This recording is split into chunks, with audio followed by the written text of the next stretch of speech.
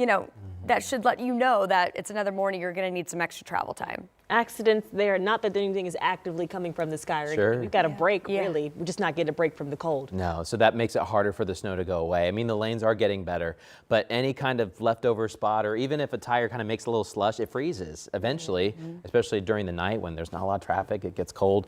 Coldest morning for some of us across central Indiana for the winter. Yeah, here we go. Yeah, I don't have to tell you, you can just step outside and feel it. Now, let's go ahead and talk about when are we going to finally warm up? Well, there are a lot of factors to that. Let's start with the snow and ice cover. This map shows you the extent of snowy locations and icy locations, especially in the pink colors for a lot of the Great Lakes. So we're starting to get some more ice forming on the waters.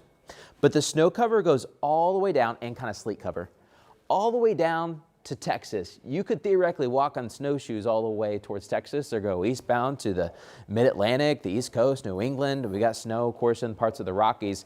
Where we don't have as much snow is some more of the mountains farther towards the west. The high elevations do, but we've really seen more of an active pattern for the central and eastern U.S. here the past, well, several weeks now. But this past storm really did a number for our snow cover. In fact, over 50% of the U.S. is still under snow cover.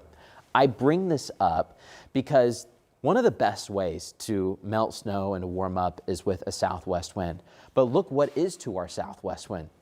More snow. I mean, there were places that got just as much snow as we did in places around Arkansas and Oklahoma and Missouri, even parts of North Texas. And so they've got to melt first before we can get a nice southwest wind that really warms up our temperatures.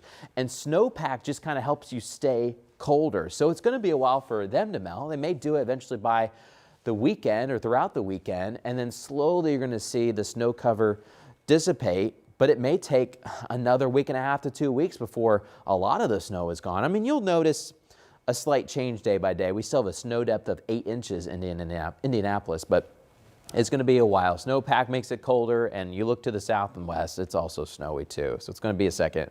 How long is that second? What I'm talking about? Well, when we look at the 10-day forecast, 20s are likely next week as we start February. It may not be until the end of the week till we hit freezing. This may kind of change a little bit, but some point next week we do think we'll finally hit freezing. Will we hit even average? I don't know. We'll have to see what that weather brings next week, but it's going to be a slow climb out of the freezer that we are in right now. In fact, it could give it a little bit colder for those highs in the afternoon here at the end of this week. Right now we're mainly clear across Indiana. We'll have a lot of sunshine today, but it is cold. It's -2. Coldest morning that we've had in Indianapolis was back in December for just this winter season. -4. We hit actually 2 mornings with -4. This morning we've gotten down to -3. Right now it's -2. We're going to continue to meander there in the negative single digits for Indianapolis, but we're one of the coldest cities in the country. You have to go north to northern Minnesota to be as cold as we are, or Alaska. But my goodness, some of these temperature readings coming in this morning are super cold. -10 in Richmond, coldest morning that we've had so far this winter. In Bloomington, we were down in -10, coldest morning that we've had this winter too. In Crawfordsville, I don't have it up right now, but Crawfordsville, we had a tie for coldest morning.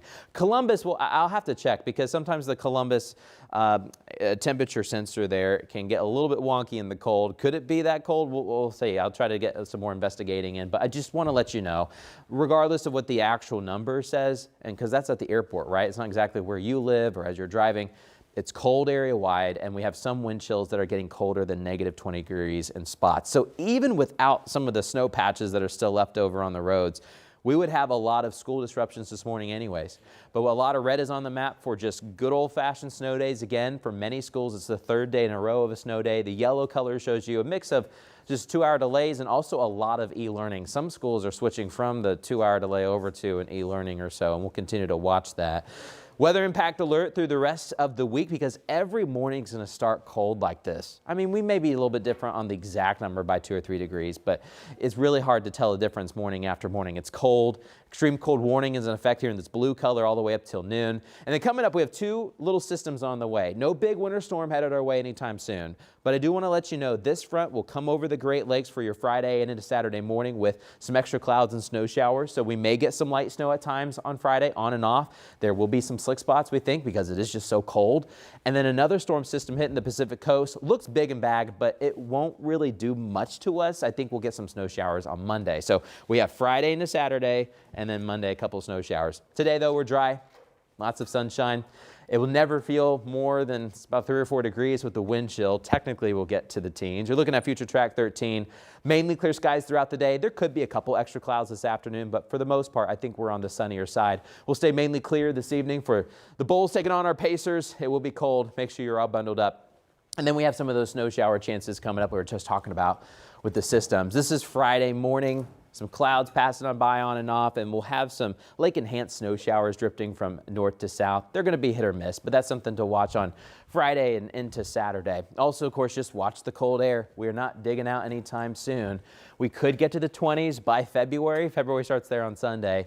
It may be a while before we actually hit freezing. So slick spots are still going to be a concern. Lindsay, you've been watching some incidences this morning as well. Oh yeah, and they're kind of all over town too, so it's not just one specific area. So I do want to take you kind of 4 different spots where we've got situations causing backups. First, we'll start here at the South Split. This is at Raymond Street looking north. We had the South Split that was partially blocked and a significant backup. That looks like it is starting to move a little bit smoother, but just north of there, this is 65 northbound at the collector lane. So that's where I-70 and I-65 run parallel right there at about US 40, that Washington Street on and off ramp system downtown. We've got a couple semis that are blocking travel right now. This one kind of in the center lane. Looks like it's getting moving again. But we've got a tow truck out there. It looks like we had a situation, and that has caused a pretty significant backup coming up through those collector lanes. Also over on the west side, we are following a series of slide-offs and perhaps spin-outs. Nothing major, but it is creating a major backup because of it. 465 northbound in between Washington Street to Rockville Road. Even up to about 10th Street, we've got stop-and-go traffic up the west side of town.